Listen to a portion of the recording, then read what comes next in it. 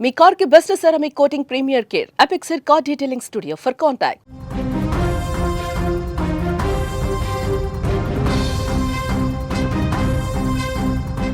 ప్రముఖ కవి రచయిత తెలంగాణ రాష్ట్ర గీతం జయ జయ హే తెలంగాణ రూపశిల్పి అంద్యశ్రీ కన్నుమూశారు.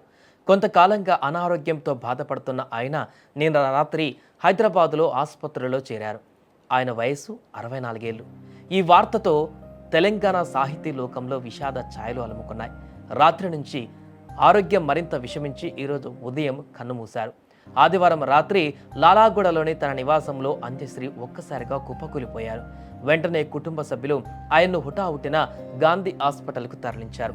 అక్కడ చికిత్స పొందుతూ ఆయన తుది శ్వాస విడిచినట్లుగా వైద్యులు ధృవీకరించారు.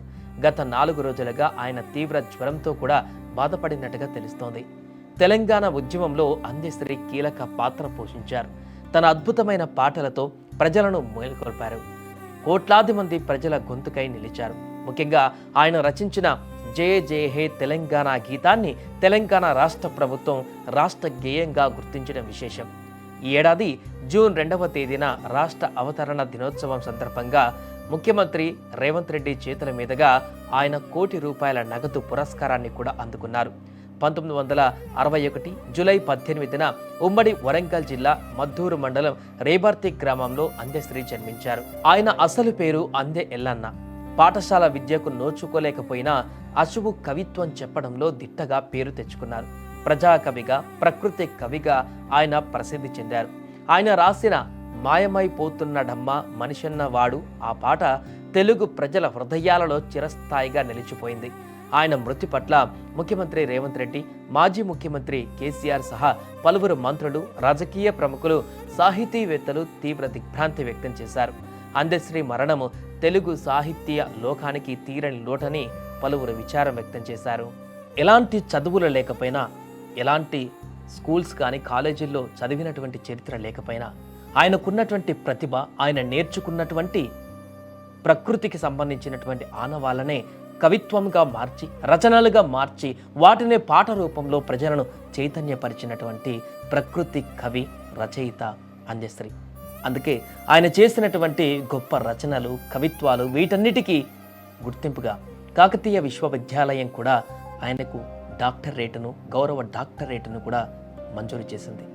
అలాగే ఆయన ఈ యొక్క తెలంగాణ గేయ రచనలే కాకుండా, సామాజిక కోణంలోనే కాకుండా సినిమాకు సంబంధించినటువంటి రంగంలో కూడా తన యొక్క ప్రతిభను చాటుకున్నారు.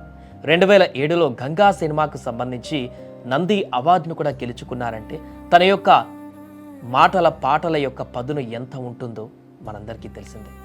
ఇలాంటి గొప్ప కవి, రచయిత ఈరోజు లేరు అనేటువంటి వార్త చాలా బాధాకరంగా మారింది. ముఖ్యంగా తెలంగాణ ప్రజలలో అంద్యశ్రీ గారి యొక్క ఆయన పేరు కానీ, ఆయన వ్యక్తిత్వం కానీ, ఆయన యొక్క జీవిత ప్రస్థానం కానీ చాలామంది ప్రజలకు ఒక స్ఫూర్తిదాయకంగా మారుతుంది. ఆయన జీవితమే ఒక పాఠంగా మారుతుంది.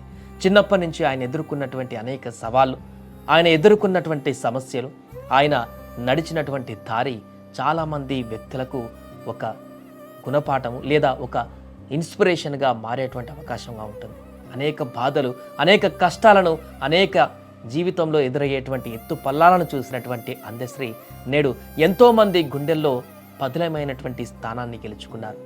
ఆయన యొక్క పాటలు, ఆయన పలికించేటువంటి భావాలను, తనకున్నటువంటి ఎదురైనటువంటి సంఘటనలను కూడా పాట రూపంలో వెలిగించేటువంటి అద్భుతమైనటువంటి కవితా హృదయం కలిగినటువంటి వ్యక్తి. అందుకే ప్రకృతి కవి అంటారు ఆయనని. చాలా అద్భుతంగా పరిస్థితులకు అనుగుణంగా అప్పటికప్పుడే పాటలను అల్లేటువంటి నైజం అంద్యశ్రీ సొంతం. అలాంటి గొప్ప రచయిత, 64 సంవత్సరాల వయసున్నటువంటి అంద్యశ్రీ ఈరోజు కన్నుమూశారు.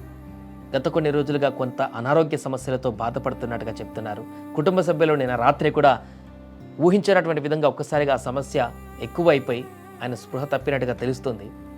వెంటనే హాస్పిటల్కి తీసుకురావడంతో గాంధీ ఆసుపత్రికి ఈరోజు ఉదయం ఆ యొక్క తీవ్రత మరింత ఎక్కువైపోయి వైద్యులు ఎంత కృషి చేసినప్పటికీ కూడా ప్రాణాలు కోల్పోయినట్టుగా తెలుస్తుంది. దీంతో తెలంగాణ సమాజం, తెలుగు సమాజం మొత్తం కూడా ఇప్పుడు అంద్యశ్రీ మరణం పట్ల తీవ్ర దిగ్భ్రాంతి వ్యక్తం చేస్తోంది.